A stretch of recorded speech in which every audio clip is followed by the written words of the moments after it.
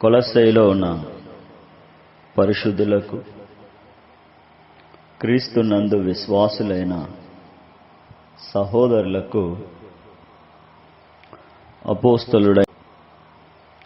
అపోస్తలుడైన పౌలు రాసినట్లుగా మనకు వాక్య భాగాల ద్వారా తెలియజేయబడతా ఉంది. పౌలే రాసినాడు. పౌలే ఇక్కడ ఈ మాట చెప్తూ ఉన్నాడు. ఇప్పుడు మీ కొరకు 24వ వచనం, ఇప్పుడు మీ కొరకు నేను అనుభవించుచున్న శ్రమల యందు సంతోషించుచు కదా. పౌలు పరిశుద్ధులతో, క్రీస్తు నందు విశ్వాసులైన సహోదరులతో దేవుని చిత్తం వల్ల అపోస్తలుడైన పౌలు ఈ మాటలు అంటూ ఉన్నాడు. ఇప్పుడు మీ కొరకు నేను అనుభవించుచున్న శ్రమల యందు సంతోషించుచున్నాను. చెరలో నుండి ఈ పత్రిక పౌలు రాసినాడు. గొలుసులతో కట్టబడి ఆ సందర్భంలో పరిశుద్ధులకు, క్రీస్తు నందు విశ్వాసులైన వారికి గొలుసులతో కట్టబడి చెరలో ఉంచబడిన పౌలు ఈ మాటలు రాస్తా ఉన్నాడు. ఇప్పుడు మీ కొరకు నేను అనుభవించుచున్న శ్రమల యందు సంతోషించుచున్నాను. శ్రమల యందు ఆనందించుట బహుమానము. ఈ మాటలు పౌలే చెప్తాడు. కొరింథీకి రాసిన 2వ పత్రిక 12వ అధ్యాయంలో, కొరింథీకి రాసిన 2వ పత్రిక 12వ అధ్యాయంలో 9వ వచనాన్ని గమనిస్తే అందులో పౌలే అంటూ ఉన్నాడు. ఏమనంటే, శ్రమల యందు ఆనందించుట వలన సంతోషము, విశేషముగా బలహీనతల యందు బహు సంతోషముగా అతిశయపడుదును అంటాడు.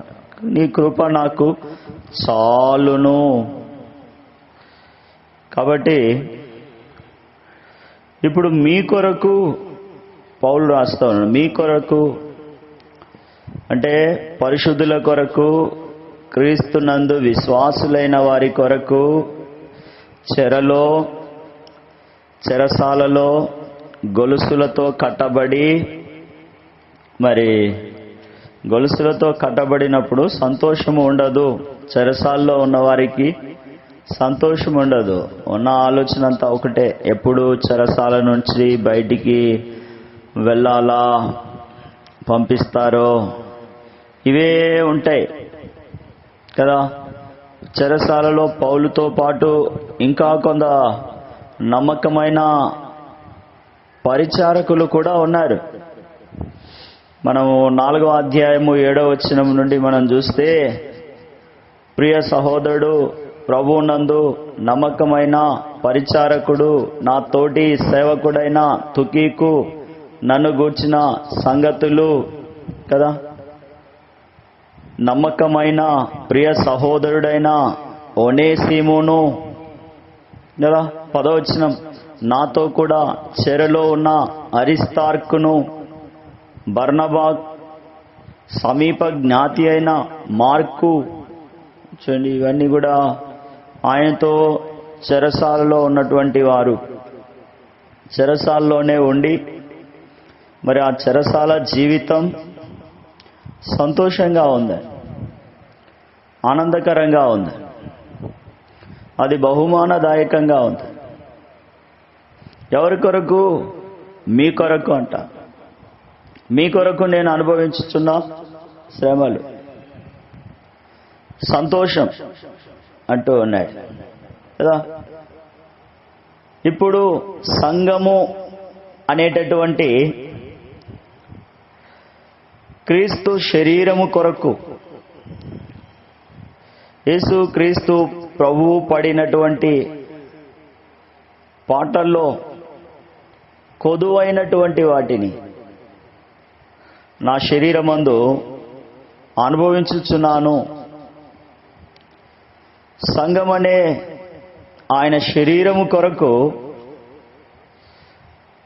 క్రీస్తు పడినటువంటి పాట్లు, శ్రమలు సంపూర్ణమైనవి. కొలత కొదువ లేనటువంటివి. సంపూర్ణంగా అనుభవించి సమాప్తము అని చెప్పడం జరిగింది. మత్తయి సువార్త 5వ అధ్యాయము 11, 12 వచనాలు రుజువుపరుస్తూ ఉన్నాయి. ఇప్పుడు మీ కొరకు నేను అనుభవించుచున్న శ్రమల యందు సంతోషించుచున్నానన్న మాటలను రూఢిపరుస్తూ ఉన్నాయి.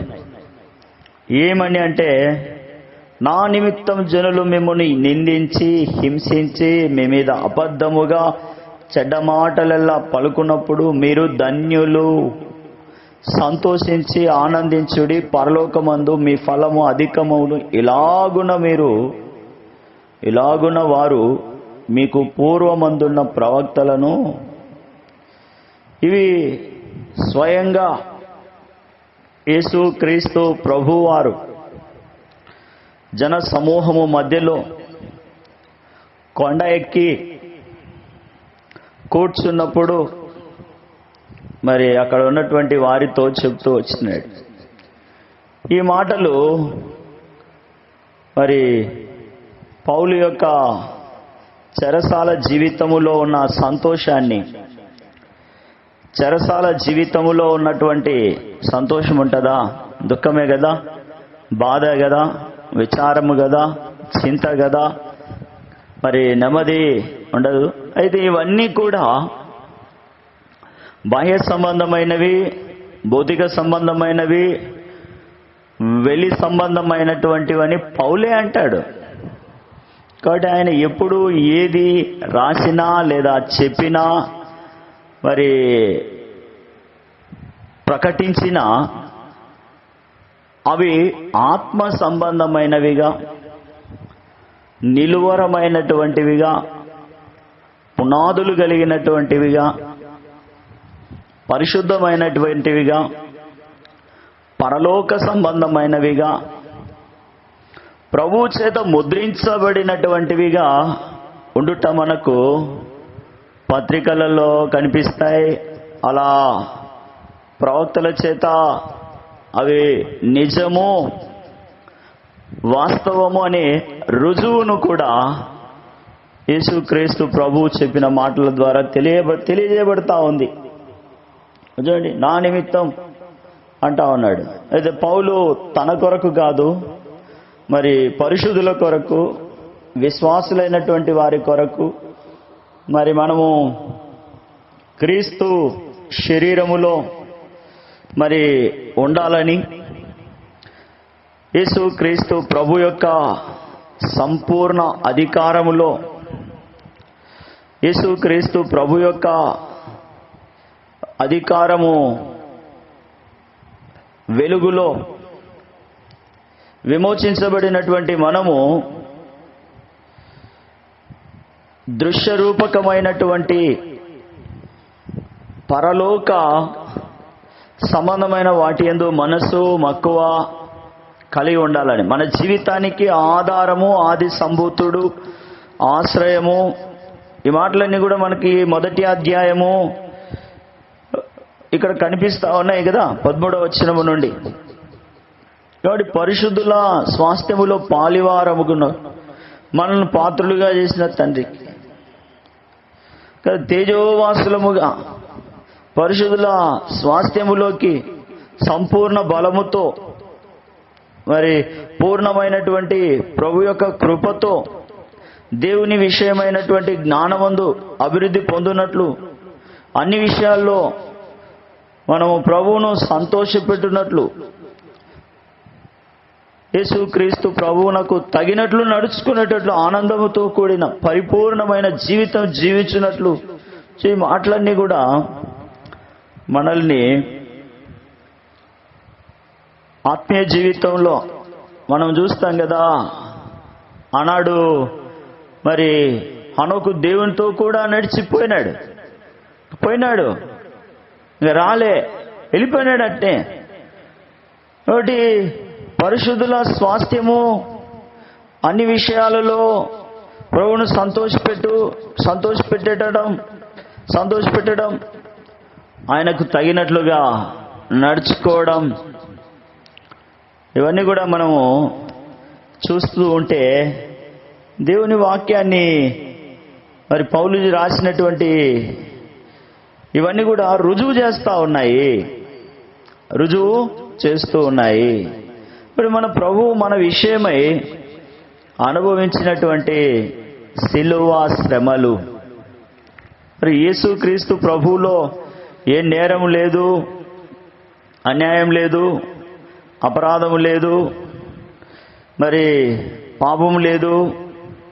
ఆయనలో మరి ఉన్నదంతా కూడా పరిశుద్ధతే. తెలియక అజ్ఞానంగా అవివేకంతో ఈ సోషల్ మీడియా వచ్చిన తర్వాత థంబ్నెయిల్స్ పెట్టి వ్యూవర్స్ కోసం వాచ్ టైం పెంచుకోవడానికి మరి కల్పితాన్ని ప్రచురిస్తూ ఉన్నారు. కానీ వాస్తవంగా దేవుని ఎదుట నిలబడతాం నాయన, అప్పుడు వీళ్ళ అందరూ కూడా లెక్క అప్పగించాల్సిందే కదా. మరి తోమాలో ఉన్న అవిశ్వాసాన్ని తొలగించడానికి ప్రభువు ప్రత్యక్షమైనాడు. నేడు మనందరి కొరకు ప్రత్యక్షంగా అవసరం లేదు. మత్తయి సువార్తలో రాయబడి ఉంది, యోనాను గూర్చిన సూచక క్రియ కానీ ఇంకేం అవసరం లేదు, అదే ఎక్కువ. దాంతోనే మారుమనసు పొందితే దానికి తగిన ఫలము, బహుమానము, ఆధిక్యత, ఆనందము, ఆశీర్వాదము మనకు అనుగ్రహింపబడతాయి. వినడానికి ఇష్టం లేదు, విధేయత చూపించే హృదయము లేదు. వినే చెవులు లేవు, విధేయత చూపించే హృదయము కనిపించడం లేదు.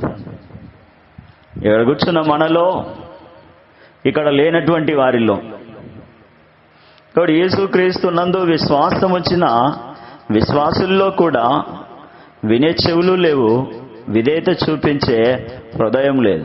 ఈ బాధాకరమైనటువంటి మాటలే.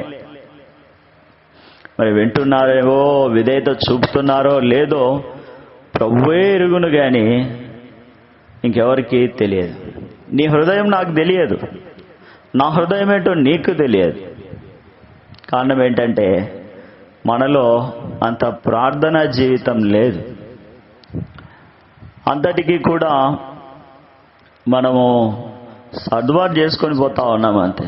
సరే సరే సరే అని మరి ఏం చేస్తున్నామంటే పోస్ట్ పోన్ చేసుకుంటా పోతా ఉన్నాం. తర్వాత ఫుల్ స్టాప్ అయిపోతే కామా రాసుకుంటా ఎక్స్టెన్షన్ చేసుకుంటా పోతా ఉన్నాం. అదొకసారి సడన్గా స్టాప్ అయిపోతే షాక్, ఆశ్చర్యం. ఎంత బాగుంటుందో కదా పదం, షాక్, ఆశ్చర్యం. నేను అనుకోనే లేదు. అంతకుముందు ఎన్ని అవకాశాలు, ఎన్ని తరుణాలు, ఎన్ని సార్లు, ఎన్ని మార్లు కీర్తనకారుడు రాస్తున్నాడు కదా, పలు మార్లు నేను చేర్చుకొంటినే గాని ఒప్పుకొనకపోతిరి, సరి చేసుకోకపోతిరి. దేవుడు ఐగుప్తు నుండి ఇశ్రాయేలును విడిపించి బలముతో, శక్తితో, మరి దైవత్వముతో నడిపిస్తూ ఉంటే మార్గములో శోధింపబడి మరి ఏం చేసినారు అంటే అవిధేయులైపోయినారు, అవిశ్వాసులైపోయినారు, రాలిపోయినారు. ఎన్నో తరుణాలు కళ్ళ ముందే దేవుడు ప్రత్యక్షమైనాడు, అద్భుతాలు చేసినాడు, అన్నీ అనుగ్రహించినాడు.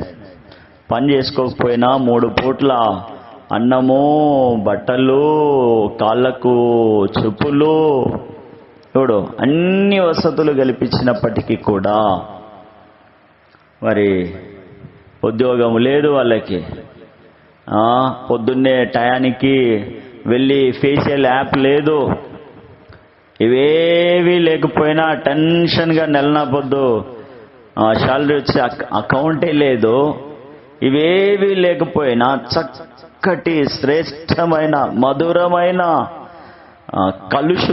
కలుషితము కానటువంటి, ఇప్పుడు చూస్తే అన్నీ కూడా ప్రతిదీ కూడా మరి రసాయనాలతోనే కదా. దీని ఇంకా కొన్ని రోగాలు అయితే ఆనాడు మేఘము కింద నడిపింపబడ్డారు. అంత చల్లటి, మరి ఎక్కువ చలి వేయలేదు, అట్లని నులివెచ్చని జీవితం ప్రభు ఎప్పుడు ఇష్టపడు. నాకు ఒకరు చెప్పినది, పట్టు విడుపులు ఉండాల, అట్లాంటివి లేవు. అవి చెల్లవు, పట్టు విడుపులు అవి అక్కరకు రావు. ఉంటే ఇట్లా ఉండు, లేదంటే అట్లా ఉండు. మధ్యలో ఇట్లా అవకాశం వస్తే ఇట్లా దూరడం, అట్లా అవకాశం వస్తే అట్లా దూరడం, ఇది కరెక్ట్ కాదు. దేవుని రాజ్య నిర్మాణములో క్రీస్తు యేసు నందు విశ్వాసులమని చెప్పుకునే మనకు, పరిశుద్ధులమనే చెప్పుకునే మనకు, ప్రభు సేవకులమనే ఆలోచన కలిగిన మనం మరి ఇది కాదు. నులివెచ్చగా ఉంటే ఉమ్మి వేస్తాడంతే. అది మళ్ళీ దాని గురించి ఇంకొక మాట కూడా ఉంది కదా, కుక్క తన వాంతికి ఉమ్మి వేసినాడు కదా, దాన్ని మళ్ళీ చెప్పుకోవడానికి అంత ఆసక్తిదాయకంగా ఉండకపోవచ్చు. బట్ ప్రభు మన కొరకు సంపూర్ణము సమాప్తము చేసినాడు. ఏం మిగిల్చలేదు. అన్ని పాపాలకు, అన్ని నేరాలకు, అన్ని ఘోరాలకు, అన్నిటికీ ఆయన రక్తం గార్చినాడు, శిక్ష అనుభవించినాడు, క్రయముగా ప్రాణాన్ని అర్పించినాడు. ఎన్నటికీ తీర్చలేనటువంటి రుణ పత్రాన్ని ప్రాణముతో కొన్నాడు. ఆ పాపాన్ని కడిగి కొట్టివేసి క్రీస్తు యేసు పరిశుద్ధుల స్వాస్థ్యములోనికి, తండ్రి యొద్దకు, సమాధానములోకి, మరి దేవుని రాజ్య వారసులుగా చేసినాడు. ఇది గొప్ప ఆశ్చర్యం. ఈ మాటలు విన్నప్పుడు ఎవరు షాక్ గారు, ఆశ్చర్యానికి అని ఎవరు అన్నారు. దారిలో పోతా ఉన్నట్లుండి ఢమేలని పడిపోయినాం అనుకోరి, అప్పుడు షాక్ అవుతారు. ఏంటి రోజు వాకింగ్ చేసి, పొద్దున వాకింగ్, సాయంత్రం వాకింగ్, ఏ తిండి కూడా లిమిటెడ్గా, అయినా కూడా పడ్డం అంటే చాలా ఆశ్చర్యంగా. ఈ మధ్య నేను కూడా ఒక సందర్భంలో ఓ మాట మాట్లాడాల్సి వచ్చింది. నేను చాలా షాక్ అయిన, ఇంత పెద్ద ఓటమి అసలు అని. ఇంకా ఆ తర్వాత నేను మాట్లాడాలనిపించలేదు. అదే పెద్ద షాక్ ఏం కాదు, అదే పెద్ద ఆశ్చర్యమేమీ కాదు. వాడు దాని గురించి మనం ఎక్కువ ఒరి అయిపోవాల్సిన అవసరం లేదు. ఆత్మీయ జీవితంలో ఇంక అంత పెద్ద దానికన్నా ఇంక అదే పెద్దది మీరు అనుకుంటున్నారు కదా, దానికన్నా ఎక్కువ పడిపోయినాం, దానికంటే విలువైన దానిని కోల్పోయినాము. దాని విషయమై ఆశ్చర్యపడమని, విచారించమని, గ్రహించమని, మేలుకొనమని ప్రభు ఆహ్వానిస్తా ఉన్నాడు. అన్యోన్య సహవాసము కొరకు ప్రభు ఆహ్వానిస్తా ఉన్నాడు కదా. మనము దేవునితో అన్యోన్య సహవాసం కలిగి ఉండాలని, మనము క్రీస్తు యేసు నందు విశ్వాసులముగా, పరిశుద్ధులముగా, ప్రభు కొరకు ముద్రించబడిన వారముగా, అవకాశాలు ఎటువైపు ఉంటే అటువైపు పోయే నీటి స్వభావము వద్దు అని ప్రభు చెప్తా ఉన్నాడు. దేవుని వాక్యం మనల్ని హెచ్చరిక చేస్తూ ఉంది.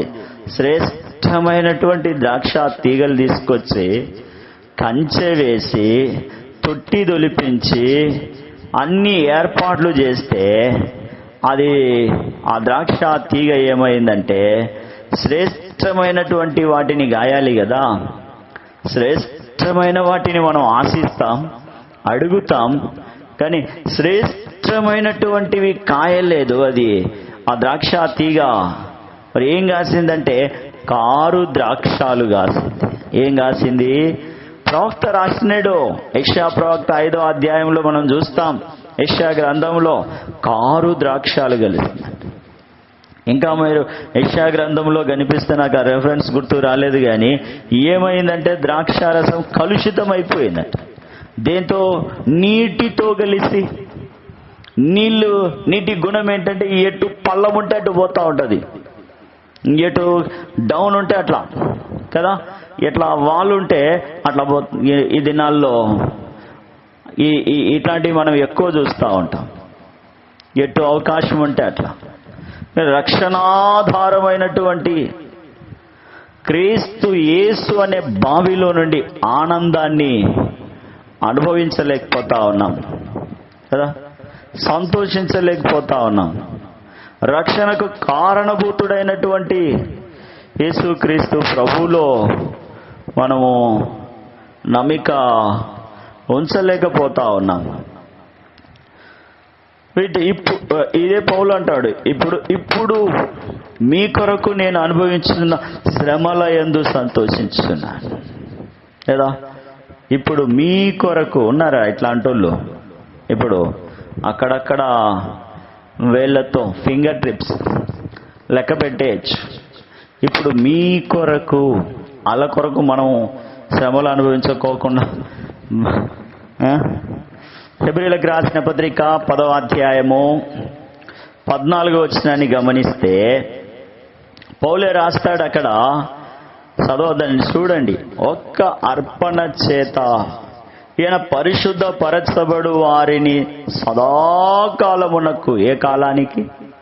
కొంతకాలానికి కాదు, నిన్నటి కాలానికి కాదు, రేపటి కాలానికి కాదు, వర్తమాన భూత భవిష్యత్ కాలాలు ఇందులో నిక్షిప్తమై ఉన్నాయి. సదాకాలము, దీర్ఘాలు ఉన్నాయి చూడండి. సదా, ఇంకా తర్వాత తీసుకోవడానికి స్టెప్ లేదు, కంటిన్యూషన్. సదాకాలమునకు సంపూర్ణులనుగా చేసి ఉన్నాడు. ఇంకా చదువుకోరు మీరే, ఇంకా అన్ని దీర్ఘాలే కనిపిస్తూ ఉన్నాయి.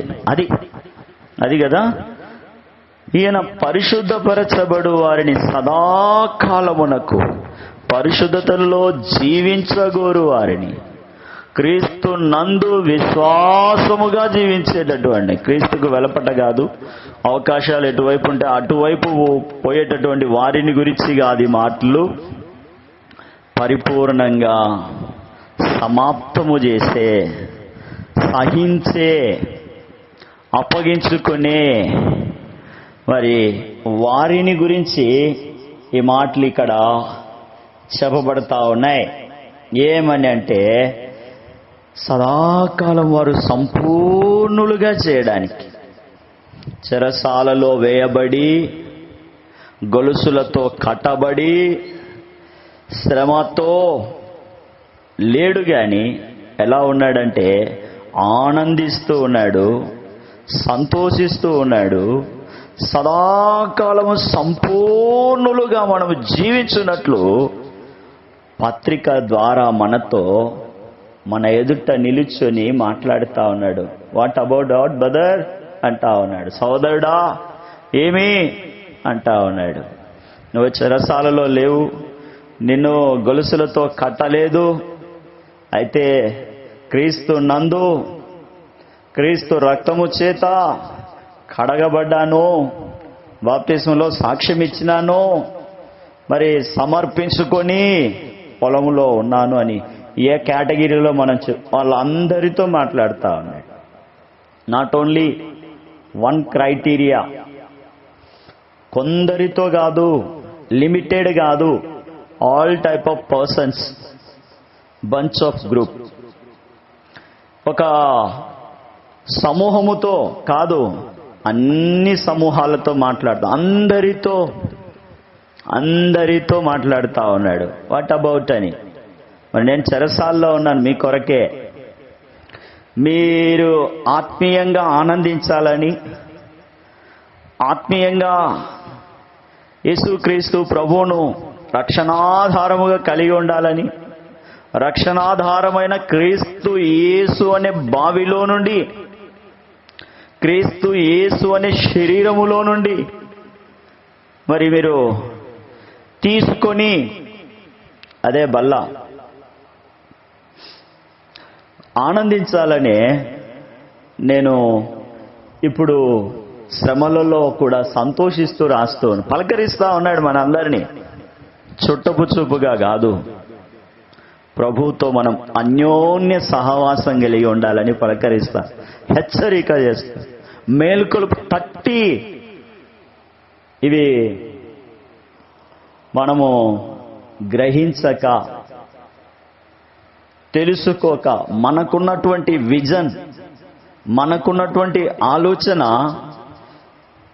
పౌలు మరి క్రీస్తును పోలి నడుచుకున్నటువంటి పౌలు విజన్తో, పౌలు యొక్క ఆలోచనలతో వ్యతిరేకిస్తా ఉన్నాయి, విభేదిస్తా ఉన్నాయి. ఆపోజిట్ డైరెక్షన్లో వెళ్ళిపోతా ఉన్నాం మనం. ఆయనేమో సిలువకు, క్రీస్తుకు, పరలోకానికి, పరిశుద్ధ దేవునికి నేరుగా తగినట్లుగా వెళ్ళిపోతా ఉన్నాడు. మనమేమో ఆపోజిట్ డైరెక్షన్లో ప్రయాణం చేస్తూ ఉన్నాం.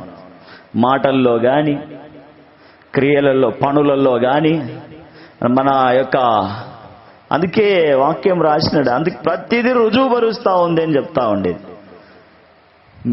హృదయములోని ఆలోచన, తలంపులు కేవలము చెడ్డవి కావు అని చెప్పుకునే గుండె ధైర్యం ఎవరికి లేదా? స్ట్రోక్ వస్తుంది ఎక్కువ మాట్లాడుకుంటే. మనం అట్లా అట్లా అట్లా టచ్ చేస్తే అయిపోయే కదా.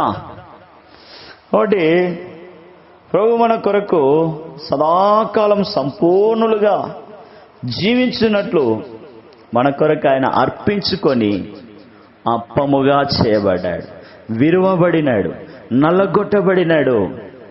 మనల్ని ఆ యొక్క సంపూర్ణతలోకి, పరిశుద్ధతలోనికి సదాకాలము ఉండేటటువంటి ఆ రాజ్యము కొరకు మరి తండ్రి కుడి పార్శ్వమునకెక్కి విజ్ఞాపన చేస్తున్నాడు. కొదవలేని సంపూర్ణమైనటువంటి అర్పణ, పూర్ణమైనటువంటి అర్పణ అర్పించుకున్నాడు.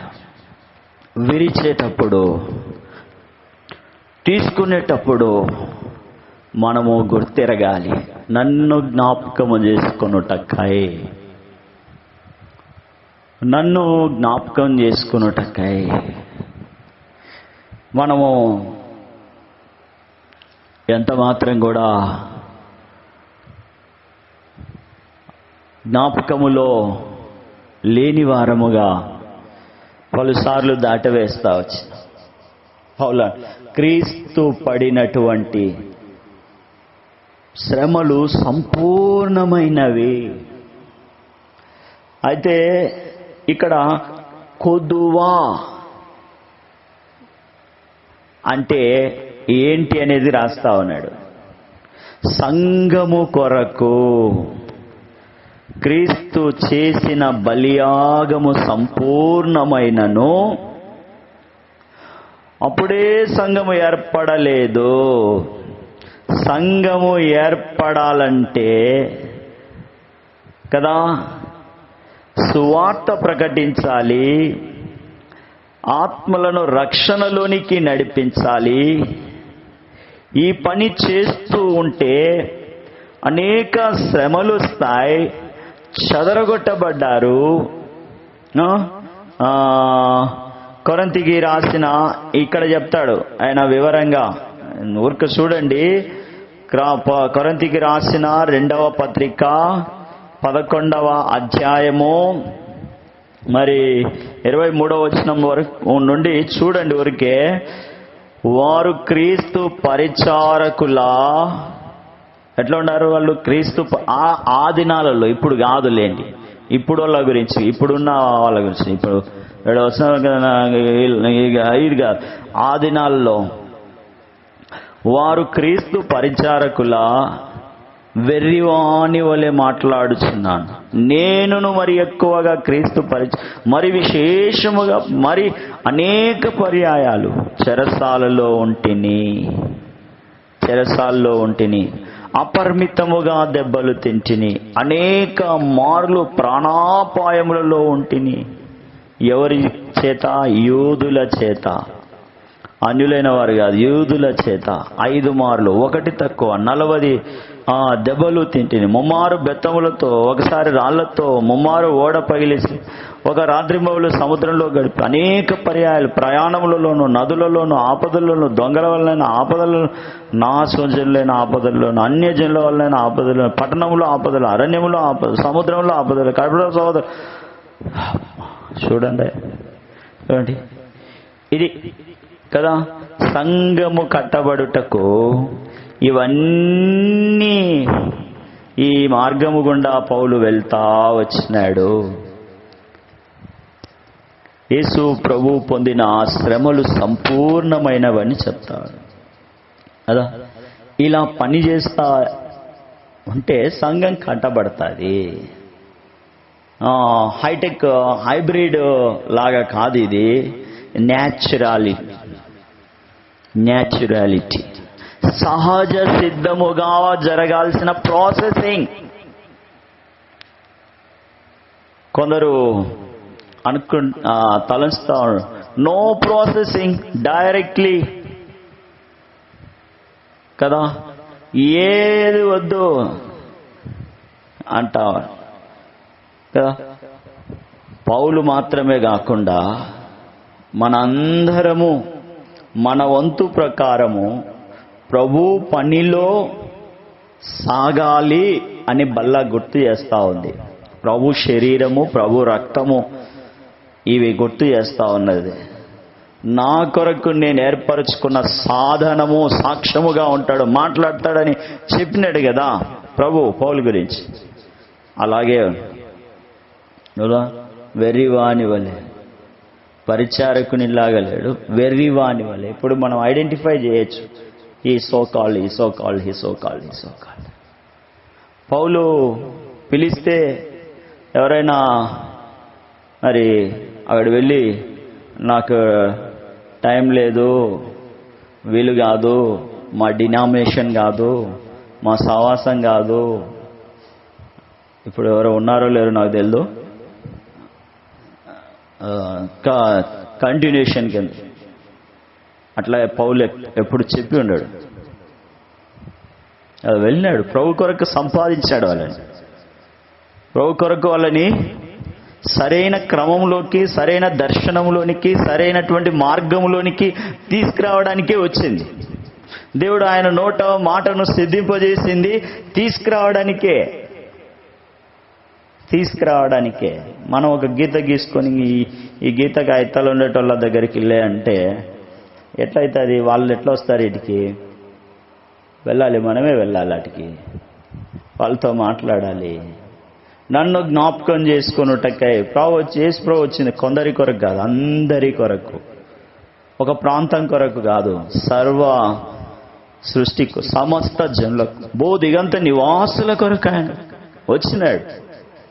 అందుకే ఆకాశానికి భూమికి మధ్యలో ఈ భూమి అంతా కూడా సెంటర్ బెత్లెహేంలోనే జన్మించినాడు, యెరూషలేంలో ఆయన కదా మనం చూస్తాం. కాబట్టి అందరినీ మనం ప్రభు దగ్గరికి, ప్రభు పనిలో, పరిచర్యలో అందరి విషయమై అందరూ త్వరగా వింటారు, లోబడతారు. కొందరు పలుమార్లు విజిట్ చేయాల్సి వస్తుంది. తప్పదు ఆ సాటిస్ఫాక్షన్. పౌలు చెప్తున్నాడు, నేను క్రీస్తును పోలి. ఎంత దమ్ము ఉంది దాంట్లో చూడు, ఎంత రిధం ఉందో చూడు, రీసౌండ్. అట్లా ఇట్లా కాదు, అంత ఉంది. పౌలు చెప్తా ఉంటే కదా, నేను క్రీస్తును పోలిన కాబట్టి మీరు నన్ను పోలి నడుచుకోండి. నో ఐడెంటిఫికేషన్ మార్క్స్ కదా, మార్క్ చేయడానికి ఏం లేదు. ఆయన చెప్పి నేను క్రీస్తును పోలి నడుచుకున్నాను కాబట్టి మీరు నన్ను పోలి నడుచుకోండి. సవాల్. పాత నిబంధనలో కూడా ఒక ఆయన, ఇంకొక ఆయన కూడా విసిరినాడు కదా, మీరు ఎవరినైనా సేవించండి, నేను నా ఇంటి వారము యెహోవానే సేవిస్తాం. మీరందరూ ఒకటి తెచ్చుకోండి, నేను మాత్రం యెహోవా నామంలో ప్రార్థన చేస్తాను, ఆయనే దేవుడని నిరూపిస్తాను. పాత నిబంధనలో సవాల్ చేసి సావలే, బ్రతికినారు. చంపినారు కానీ సావలే, బతికినారు. అట్లా యెహోషువ కానీ, అట్లా ఏలియా కానీ, అట్లా డానియేలు కానీ, వీళ్ళంతా కూడా సవాల్ విసిరియే సమాధానము తీసుకొచ్చినారు కదా. ఇంకా మనకు సమీపంగా ఒక వాక్యం, ఒక పుస్తకాన్ని గుర్తు చేసుకుందాం. ఎక్కడ? ఎజ్రాలోనే అనుకుంటా కదా. అడగడానికి సిగ్గుగా దోచిందంట ఆయన. సహాయం చేయండి, మేము యెరూషలేముకు పోతా ఉన్నాం, మా దేవుణ్ణి ఆరాధించడానికి ఇంక పోయేటప్పుడు సహాయము అడగాలంటే కూడా ఆయనకు సిగ్గుగా దోచిందంట. మా దేవుని కరుణాహస్తం మాకు తోడుగా ఉన్నందున. ఎజ్రాలోనే కదా, ఇది మనకు సమీపమైంది. అవి ఇంకా పూర్వము, ఇవి మనకు కొంత సమీపంగా ఉన్నాయి వాటితో కంపేర్ చేసుకుంటే. ఎజ్రా గ్రంథంలోనే కదా, నా దేవుడైన యెహోవా హస్తము నాకు తోడుగా ఉన్నందు నేను బలపరచబడి నాతో కూడా వచ్చుటకు. మరి వాళ్ళ సాయం కోరుకోలే, దేవుడే నడిపించినాడు. అది కరుణాహస్తము అని రాస్తాడు ఆయన. నేను కొంత మళ్ళీ చూసుకోండి మీరు, ఎజ్రా గ్రంథంలోనే ఆ మాటలు ఉంటాయి. ఆ దేవుని కరుణాస్తము చేత చెరసాలను విడుదల పొంది యెరూషలేముకు వచ్చి పరిశుద్ధుల స్వాస్థ్యము, దేవుని కన్ను దృష్టి, దివారాత్రులు సంవత్సరాది మొదలుకొని సంవత్సరాంతం వరకు నిలిచి ఉండేటటువంటి జీవాహారమైనటువంటి జీవపు దాత అయినటువంటి ఒలివ కొండకు దిగి వచ్చేటటువంటి ఆ స్థలానికి మరి రావడానికి యేసుక్రీస్తు ప్రభువే మనకు తోడు. ఆయనే మనల్ని నడిపిస్తాడు. దేవుని రాజ్యములో మనము నివాసం చేయడానికి, దేవుని ప్రజలతో మనము జీవించడానికి శ్రమ మనకు సంతోషంగా ఉండాలి. మనకు సంతోషం. సంఘం మరి తెలుసో తెలియకో వాళ్ళకేదో బాధ కష్టము వాళ్ళది ఎవరో తీసుకుంటున్నారు. ఇవన్నీ తెలిసినప్పుడు మనము ఎట్లా ఉండాలంటే వాళ్ళ కోసం వెళ్ళాలి, అంతే. వెళ్ళాలి. నేను ఇక్కడ మోకరిస్తాను, ప్రార్థన చేస్తాను అంటే కుదరదు. అంత కాదు కదా. వెళ్ళాలా, ప్రార్థన చేయాలా, వెళ్ళాలా, వాళ్ళని ఆదరించాలా, వాళ్ళ విషయమై బాధ్యత కలిగి ఉండాలి. అదే నన్ను జ్ఞాపకం చేసుకున్నట్టకే ప్రభు వచ్చినాడు కదా. కనాను స్త్రీ వచ్చింది కదా. అప్పుడు ప్రభు ఏమన్నాడు, పిల్లల రొట్టె అప్పుడు ఆమె ఏమనింది, అవును ప్రభు, బల్ల మీద నుంచి పడే ఆ రొట్టె ముక్కలు ఒప్పుకుంది. అప్పుడు యేసు ప్రభు ఏమన్నాడు, ఇంత విశ్వాసము నేను కదా.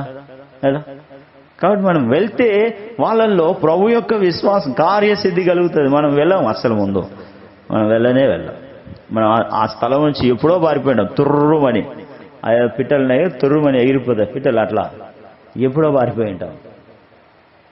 ఉండి విని ప్రభు వైపు నడిపించడానికి, ప్రభు మార్గంలోకి, లేకపోతే సాతానుడు అవని రాజ్యాన్ని నిర్మించుకోవడానికి, బలపరుచుకోవడానికి, వాళ్ళను అందులోకి లాగడానికి మరి ఎంత ప్రయత్నం చేస్తా ఉన్నాడంటే, క్రీస్తు మహిమను దొంగిలించడానికి, వీళ్ళను మరి రక్షణలోనికి రాకుండా, ఒకవేళ రక్షణలోనికి వచ్చింటే ఆ రక్షణ పాత్రను ముక్కలుగా పగలగొట్టడానికి సాతాను దయ్యంలాగా వాళ్ళలో చొరబడి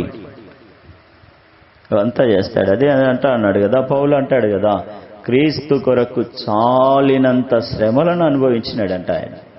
భారము, చింత, దినదినము మరి అవన్నీ అనుభవిస్తా వచ్చినాడు. కాబట్టి రాస్తున్నాడు, ఇప్పుడు మీ కొరకు నేను అనుభవించుచున్న శ్రమల యందు సంతోషించుచున్నాను.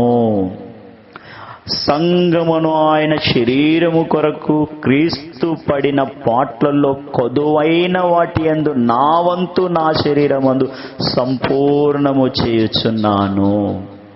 ఇంకా ఇంకొంచెం ముందుకెళ్తే 25వ దేవుని వాక్యమును ఆయన యుగములలోను తరములలోను మరుగు చేయబడి ఉన్న మర్మమును సంపూర్ణంగా మర్మము అది పౌలుకు మాత్రమే బయలుపరచబడింది. పౌలుకు బయలుపరచబడినటువంటి మర్మము చూడండి, పౌలుకు బయలుపరచబడి ఏంటి ఆ మర్మం? పౌలుకు బయలుపరచబడినటువంటి ఆ మర్మం ఏంది? ఎట్లా ఉంటుంది ఆ మర్మం?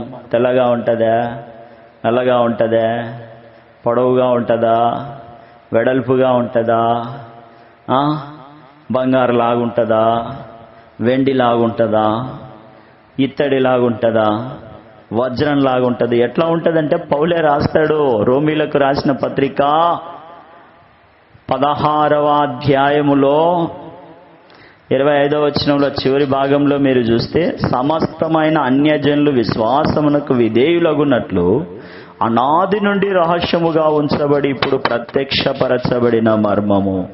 పౌలుకు బయలుపరచబడింది ఆ మర్మం. నిత్య దేవుని ఆజ్ఞ ప్రకారము ప్రవక్తల లేఖనముల ద్వారా వారికి తెలుపబడి ఈ మర్మమును అనుసరించుచున్న నా సువార్త ప్రకారముగాను యేసు క్రీస్తును గూర్చిన ప్రకటన ప్రకారముగాను మిమ్మును స్థిరపరచుటకును శక్తివంతుడును అద్వితీయ జ్ఞానవంతుడునైన యేసు క్రీస్తు ప్రభు. సమస్తమైన అన్యజనులు విశ్వాసమునకు విధేయులగునట్లు అనాది నుండి రహస్యంగా ఉంచబడి ఇప్పుడు ప్రత్యక్షపరచబడిన మర్మము. అన్యజనులు క్రీస్తునందు విశ్వాసం ఉంచాలని జగత్ పునాది వేయబడక మునుపే దేవుని సంకల్పములో ఉంది. అన్యులలో నుండి అనేకులను ఆయన ఏర్పాటు చేసుకున్నాడు. అది ఆయన అనాది కాల సంకల్పము, కృపా మహదైశ్వర్యము. ఎఫెసీలకు రాసిన పత్రికల ఆ పదాలన్నీ మనకు కనిపిస్తాయి. ఆత్మ సంబంధమైన దేవుని కృపా మహదైశ్వర్యము. వాడి కాలము సంపూర్ణమైనప్పుడు ఆయన తన దయా సంకల్పము చొప్పున సంపూర్ణమైన తన చిత్తమును గూర్చిన మర్మమును మనకు తెలియజేసి జ్ఞాన వివేచన కలుగునట్లు ఆ కృప మన ఎడల విస్తరింపజేశాడు. ఆ విషయము యుగములలో తరములలో మరుగు చేయబడింది. నిష్కల్మష యుగమది, మనస్సాక్షి యుగము, మానవ పరిపాలనా యుగము, వాగ్దాన యుగము, ధర్మశాస్త్ర యుగము. ఈ 5 యుగాలలో మరుగు చేయ మరి మనం చూస్తా ఉన్నాం కదా. ఈ 5 యుగాలలో మరి మరుగు చేయబడేను. అయితే అబ్రహాము నుండి క్రీస్తు వరకు ఒక ఆయన చెప్పినాడు 42 తరాలు అని. నేను లెక్క పెట్టలేదండి, నాకంత ఆల్జిబ్రా రాదు, అంత మ్యాథమెటికల్ కూడా సరిగా లేదు. నేను ఒక కామర్స్ స్టూడెంట్ కాబట్టి చెప్పినాడు, దాన్ని నోట్ చేసుకున్నాను, అది మీతో పంచుకుంటా ఉన్నాను. అబ్రహాము నుండి క్రీస్తు వరకు 42 తరాలు, ఆదాము నుండి క్రీస్తు వరకు 70 తరాలు. ఆయన లెక్కించే చెప్పినాడు. మరి ఆయన మంచి దేవునిలో వాడబడుతున్న పరిచారకుడు కంటే దైవ సేవకుని కంటే ఎక్కువ దేవునిలో ప్రయాసపడతా ఉన్నాడు. ఎవరు పిలిచినా, చిన్నోళ్ళు పిలిచినా, పెద్దోళ్ళు, సరే నేను ఇంత సేవకు వచ్చినాను, ఇంత పరిచర్య చేస్తా ఉన్నా, ఇంత చిన్నోళ్ళు పలకరిస్తే నేను పోవాలని అనుకోడు ఆయన. ఆయన రాసుకుని నేను అదే మీతో పంచుకుంటా. 5 యుగాలు, నిష్కల్మష యుగం, అది మనస్సాక్షి యుగము, మానవ పరిపాలన యుగము, వాగ్దాన యుగము, ధర్మశాస్త్ర యుగము. ఈ 5 యుగాలలో కూడా మరుగు చేయబడింది. అబ్రహాము యుగముల నుండి క్రీస్తు యుగం వరకు 42 తరాలైతే ఈ తరాలలో కూడా ఆయన బయలుపరచలేదు. ఆదాము నుండి క్రీస్తు వరకు 70. ఇంకా డౌట్ ఉంటే మత్తయి సువార్తలో మనకు, అలా లూకా సువార్త 3వ అధ్యాయంలో కూడా ఈ తరాల గురించి అవి అంతా ఏంటి అని ఆది కాండంలో కూడా మనకు గ్రంథస్థం చేసినారు. తీసుకొని లక్షణంగా మీరు క్యాల్కులేషన్ చేసి అది ఎట్లా ఏమి అని వివరంగా చెప్తే నేను కూడా దాన్ని రికార్డ్ చేసుకుంటా. రికార్డ్ అంటే మైండ్కి ఎక్కించుకుంటా. కాబట్టి ఈ తరాలన్నిటిలో దేవుడు ఎవరికి బయలుపరచలేదు, అదే మర్మం. పాత నిబంధన మరి పరిశుద్ధులకు మరుగుగా ఉన్నటువంటి ఆ మర్మం క్రీస్తు వచ్చినప్పుడే ఆ మర్మము బయలుపరచబడింది. ఆ మర్మం ఏంటంటే, అన్యజనులు సువార్త వలన క్రీస్తునందు యూదులతో పాటు సమాన వారసులను, ఒక్క శరీరములో సాటి అవయవములుగా చేయబడి వాగ్దానములో పాలివారగుటనే ఆ మర్మం. ఎక్కడుంది? బైబిల్లోనే ఉంది. అదే ఎక్కడ అంటే ఎఫెసీయులకు రాసిన పత్రిక 3వ అధ్యాయము 5వ వచనం నుండి చదివితే మనకు కనిపిస్తుంది. అక్కడ యూదులతో పాటు అన్యజనులకు సమాన, ఒక్క శరీరములో సాటి అవయవములుగా. నేను తలకాయని కదా, నేను హెడ్ని కదా, నేను మైండ్ని కదా, నేను కళ్ళని కదా, నేను హార్ట్ని కదా, నా ద్వారానే మీ అందరికీ ఫంక్షన్ అవుతుంది కదా, జీవము, లైఫ్, లంగ్స్, ఆక్సిజన్ లేకపోతే బ్లడ్ క్లీన్ కాదు కదా. మరి ఇవన్నీ చెప్పడానికి లేదు. నేను ఇది, అది, అట్లా, ఇట్లా, నాది, ఇవన్నీ ఏం చెప్పడానికి లేదు. అదే మర్మం. సమాన వారసు, ఒక్క సాటి అవయవములుగా చేయబడి వాగ్దానంలో పాలు. దేవుడు బయలుపరిచిన మర్మము బయలుపరచుటకే సంఘమునకు పరిచారకుడుగా పౌలు చేయబడ్డాడు. అదే ఆయన రాసినాడు.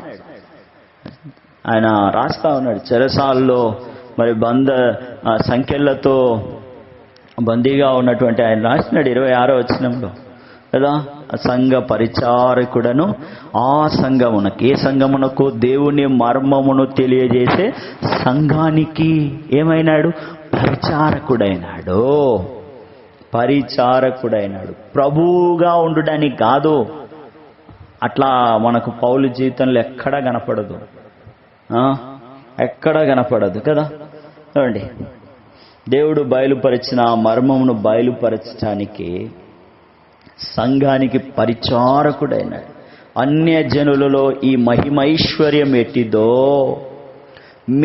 మన యందున్న క్రీస్తు, అంటే అన్యజనుల యందున్న క్రీస్తు మహిమా నిరీక్షణ అయి ఉన్నాడన్న సంగతి విశ్వాసము ద్వారా యేసు క్రీస్తు ప్రతి విశ్వాస హృదయములో దాన్ని విషదపరిచినాడు, రుజువు చేసినాడు.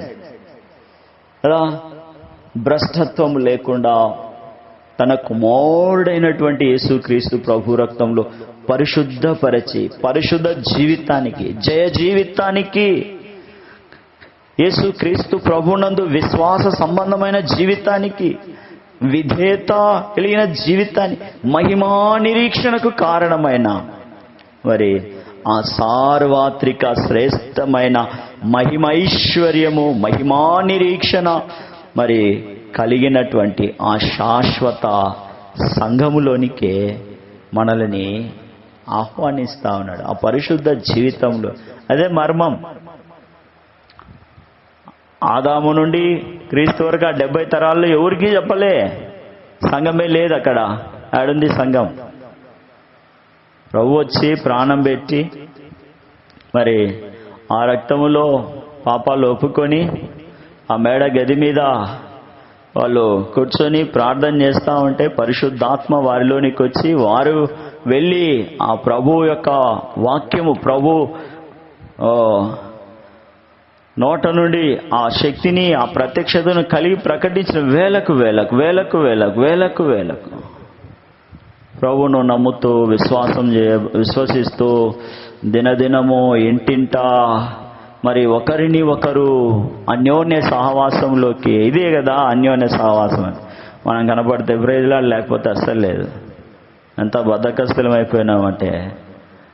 నేను కూడా అప్పుడప్పుడు అనుకుంటే చాలా పలకరించాలి, కొందరితో మాట్లాడాలో పలకరించాలంటే భయం అవుతూ ఉంటుంది. భయం అంటే నేరం చేసిన ఘోరం చేసినా అని కాదు, వాళ్ళ అది ఒక ఆత్మ సంబంధమైన భయం అంతే.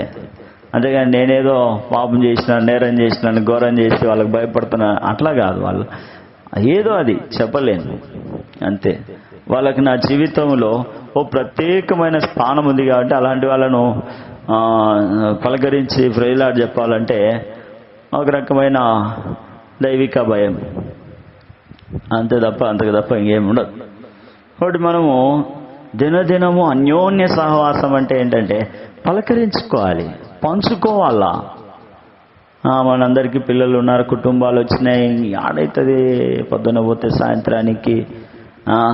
నిజమే, మిమ్మల్ని మేమే పలకరించాలా కదా.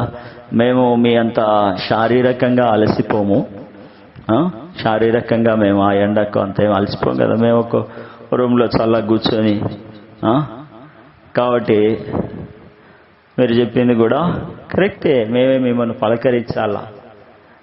వీలైతే మీ దగ్గరికి రావాలా, కలిసి ఓ నిమిషం కానీ ప్రార్థన చేయాలా, లేదా మిమ్మల్ని ఇటుకి రండి కొంచెం సహవాసం. ఏందనుకునే సహవాసం అంటే లోకంలో మనం చూస్తూ ఉంటాం కదా, సాయంకాలం అయినా ఎప్పుడు చూసినా గుంపులుగా అక్కడక్కడ చెట్ల కింద ఆడ ఈడ. దేనికి ఆ సహవాసం వల్ల ఇంకా పాపమే విరిగిపోతా ఉంది. మరి క్రీస్తునందు పరిశుద్ధులముగా విశ్వాసులముగా చేయబడిన మనము సహవాసంగా కలిసి రాకపోవడం అనేది మన ఆత్మీయ జీవితానికి గొడ్డలి పెట్టే కాదంటారా? అంతే కదా. ఇంకొక మాట చూసుకొని మనం త్వరగా ముగించుకుందాం. ఇంకా ఏమంటా ఉన్నాడు పౌలు అంటే, చదువుకున్నాం కదా 28లో, ప్రతి మనుషుని క్రీస్తునందు సంపూర్ణినిగా చేసి ఆయన ఎదుట నిలువబెట్టడం, సమస్త విధమైన జ్ఞానముతో మేము ప్రతి మనుష్యునికి ప్రతి మనుష్యునికి బోధించు, ఆయన ప్రకటించు, అందునిమిత్తం నాలో బలముగా కార్యసిద్ధి కలగజే ఆయన క్రియాశక్తిని బట్టి నేను పోరాడుచు ప్రయాసపడుచు. ప్రతి మనుష్యుణ్ణి క్రీస్తునందు సంపూర్ణునిగా చేయడానికి పౌలు ఇప్పుడు మీ కొరకు నేను అనుభవించుచున్న శ్రమలు ఎందుకు వచ్చినాయంటే వాళ్ళందరినీ ప్రభువులో సంపూర్ణులుగా చేయాలనే ఆలోచన. మనం కూడా శ్రమలు వస్తూ ఉంటాయి. అయితే మనకి ఇట్లాంటి విషయంలో శ్రమలు కాదు, మనం చేసే తొంటరి పనులకు, మనం చేసే మిస్కమ్యూనికేషన్కి, మనము దాన్ని బట్టి మనకు వస్తూ ఉంటాయి. అది వేరేది. ఇక్కడ ఒక ఐదు విషయాలు ఉన్నాయి. అవి చూద్దాం, వివరణాత్మకంగా కాదు కానీ కొంత క్లుప్తంగా చూద్దాం. ఒకటేంటి? బుద్ధి చెప్పుట, బోధించుట. అంటే సువార్తలో బుద్ధి చెప్తా, బోధించుట, ఈ రెండు భాగాలు. పాపం విషయమై మారు మనసు పొందమని, పాపం యొక్క ఫలితం మరణం, అయితే యేసుక్రీస్తు నందు జీవము. పాపమును విడిచిపెట్టినప్పుడు జీవంలోనికి వస్తాం. పాపంలో ఉంటే బుద్ధిహీనత. యేసుక్రీస్తు ప్రభువులోనికి వస్తే బుద్ధిమంతులముగా ఉంటాం. అఫ్కోర్స్ కొందరిని చూస్తే యేసుక్రీస్తు ప్రభువులో ఉన్నప్పటికీ బుద్ధి లేని వారిగానే ఉంటారు. మనకు కొన్ని ఎగ్జామ్స్ కూడా గుర్తుకొస్తాయి. బుద్ధి గలవారు బుద్ధి లేని కన్యకలు కదా. బండ మీద కట్టబడి, ఇసుకలో కట్టబడి, మనం క్రీస్తు అనే బండ మీద కట్టబడాలంతే. మస్ట్ అండ్ షుడ్, ఇంకేం లేదు చెప్పుకోవడానికి, అంతే. అదే ఫైనల్. ఇప్పుడు బుద్ధి కలిగిన వారముగా మనం ఉండాలని కోరబడతా ఉన్నాం. అదే జీవము. అది పాపం నుంచి మనల్ని వేరు చేస్తుంది. అన్యోన్య సహవాసంలోని తీసుకోదు. నన్ను జ్ఞాపకం చేసుకోండి దీన్ని చేయుడి. అది ప్రభు శరీరం, ప్రభు రక్తం. జ్ఞాపకం చేసుకోవాలి అంటే అన్యోన్య సహవాసం కలిగి ఉండాలని, అంటే జీవము కలిగి ఉండాలని. మరి సంపూర్ణమైనటువంటి జీవితం అంటే మనము కొత్త వాళ్ళని కాకపోయినా కనీసం ఉన్న వాళ్ళనైనా పలకరిస్తూ వారితో ఆత్మీయ సహవాసం చేసుకుంటూ ముందుకు సాగిపోవాలనేది సారాంశం. రెండవదిగా ఏంటంటే సువార్త ప్రకటన. ప్రధాన అంశమే క్రీస్తే. ప్రభువును ప్రకటించాలా.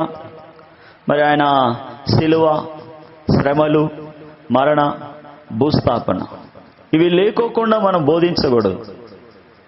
ఎంత ఏం చెప్పినా అదే కదా సామెతంలే ఏంది, ఎంత విలువైన ఇంగ్రీడియంట్స్ వాడి చేసినప్పటికీ కూడా దాంట్లో ఉప్పు లేకపోతే రుచి ఉండదు. రుచి ఉండదు. పడే నిస్సారమే. ఇక్కడ తొక్కివేయబడకూడదు. కాబట్టి అది ఉమ్మివేయబడకూడదు. అంటే క్రీస్తును మనం కలిగి ఉండాలా. అది శ్రేష్టమైనటువంటి విషయము. తప్పులు వెతికి మనం గుచ్చినామనుకో చచ్చిపోతాడు, ఇంకా రాడు వాడు. మనం తప్పులే వదిలేసి ప్రభుకి అప్పగించేసి ప్రభు ప్రేమను పెంచడానికి మనం ట్రై చేయాలి.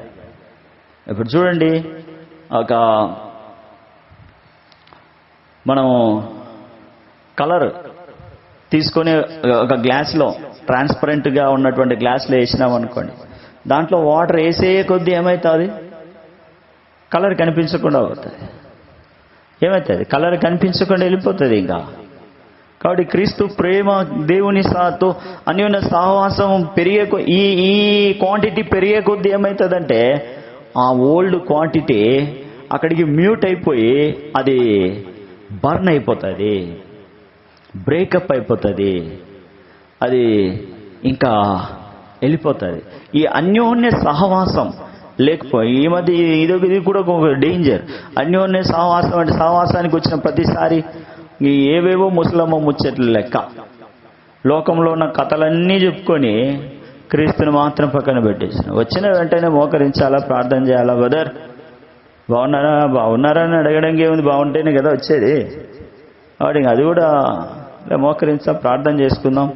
కొంచెం ఏదైనా మనం డైలీ పోర్షన్ చదువుకుంటే దాని గురించి ప్రభు నాతో ఏదైనా ఇట్లా మాట్లాడినాడు, నీతో కూడా ఏమైనా మాట్లాడి ఉంటే నాతో పంచుకో సహోదరుడు అంటే, ఈ మాట చెప్పినప్పుడు నాకు ఒక సహోదరుడు గుర్తుకొస్తాడు. చాలా హార్ట్ఫుల్ బ్రదర్, హార్ట్ఫుల్లే కాదు అంత కుటుంబం నాది నాన్న అని దాటే అట్లా ఉండొద్దు. కొద్దో గొప్ప ప్రభు మాట్లాడు, అది చాలా శ్రేష్టమైనది. పంచుకోవడం వల్ల ఏమవుతుందంటే సహవాసం పెరుగుతుంది. సహవాసం పెరిగే కొద్దీ ఏమవుతుందంటే మనలో విసర్జింపబడకోకుండా మనల్ని డామినేట్ చేసే లోక సంబంధమైనవన్నీ కూడా మ్యూట్ అయిపోయి బర్న్ అయిపోతాయి.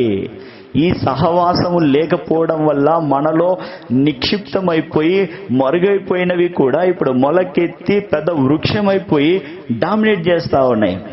కాబట్టి కలిసినప్పుడు ఫస్ట్ బజార్లో కలిసినా కూడా ఒక్క నిమిషం ఎవరు ఏం కళ్ళు మూసుకున్నారే, ఈ రోడ్డు మీద కళ్ళు మూసుకోకూడదని ఎవరు ఏం అనరు. ఏం మీరు బైబిల్ గురించి, పరిశుద్ధ గ్రంథం గురించి ఎవరు ఏం అనరు. వాడు ఉన్నప్పుడు ఈరోజు నాతో ఈ వాక్యం, ఈ డైలీ పోర్షన్ చదివింటే కదా చెప్పుకోవడానికి, కదా చదవాలా. చదివితేనే మనకు తెలిసేది. మనం కిందికి పోకుండా పైకి రావాలంటే ఇదే మార్గం, ఇంకా వేరొకటి ఏమీ లేదు. బైపాస్ వేసుకొని దాటుకొని పోయే ఛాన్స్ ఏం లేదు.